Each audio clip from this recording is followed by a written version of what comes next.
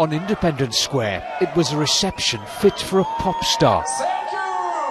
But this special guest was the EU's foreign policy chief. Catherine Ashton is in Kiev to help resolve Ukraine's political crisis.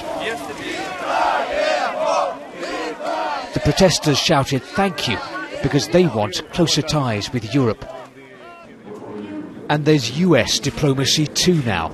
It's part of an international effort to stop Ukraine sliding into chaos.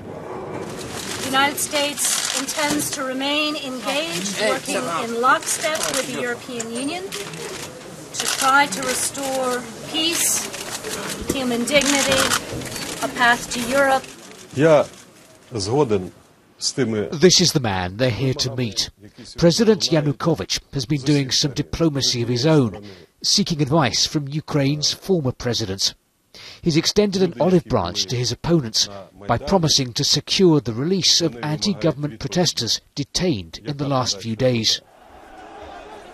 The protests were sparked by the authorities' decision to reject a deal with the EU in favour of closer ties with Russia. Police in Kiev have now pushed demonstrators away from key government buildings, but protesters continue to occupy what they call Maidan, Independence Square. Despite all of today's diplomatic activity, it's unclear whether there will be a negotiated settlement.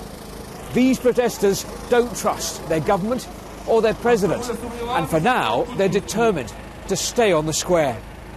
We should have some will, power, and to do it now, because if Maidan would go home, it will be the end, and then we'll have no other chance. These protests aren't happening all over Ukraine. In some parts of the country, people feel closer to Russia than to Europe. But what happens here in the capital will be critical in deciding whether Ukraine turns east or west. Steve Rosenberg, BBC News, Kiev.